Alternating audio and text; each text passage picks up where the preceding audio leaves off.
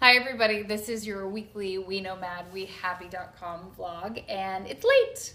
I usually try to put these out on Friday or Saturday each week, and we had Christmas and we had New Year's, and I waited, and then I felt like I was learning so many things that I still don't really know what I want to share with you as to what I've learned this week, but I also didn't want to wait any longer for a video to come out. So what did I really learn this week? A lot, and I'm sure I'll just keep threading things through.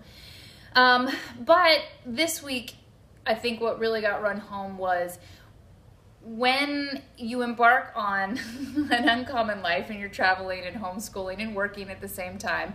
I think there was a tiny bit of me that thought, very naively, that we would gain some time because we were working as a unit and we only had each other to abide by for structure and for scheduling, right?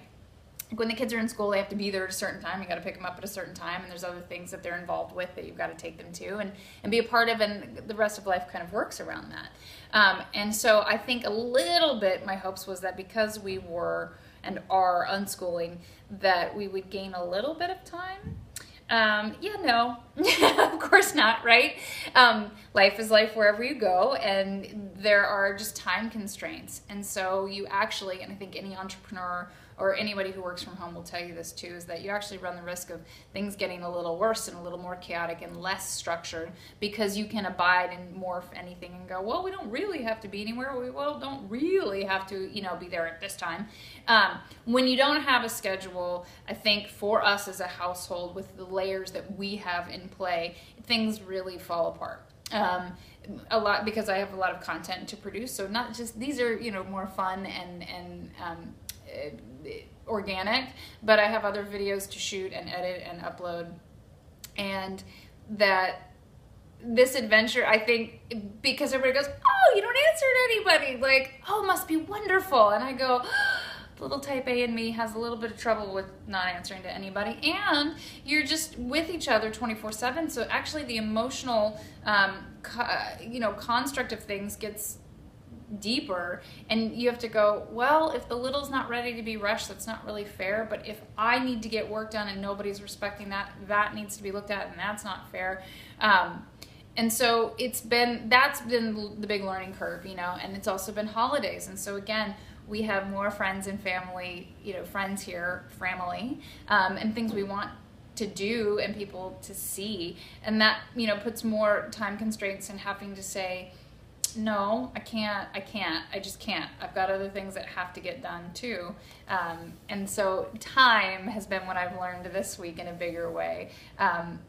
Been working from home for 4 years and for ourselves for that long, but this was a different learning curve of it now that we're traveling and unschooling. And I think a lot of people go, oh, we've had the response of like, oh, that must be nice, you can vacation for 12 months, and I'm like, that's not a vacation, like, no, we're all still doing the dishes and cooking our meals and figuring out groceries and all of those layers to it. And we have extra layers because I have celiac, and so the whole house is gluten-free and the boys are all sensitive to it, and it's a real thing in our house, and it adds another layer. So like, no, we're not vacationing. We take certain periods of it off to explore more and to be a little looser with the schedule, but it's January now. For me and for fitness and for wellness, it's totally go time.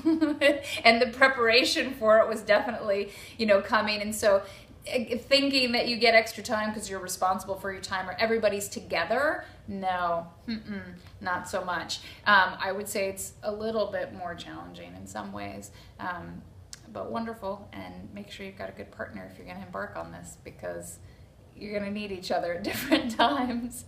So this week, what did I learn?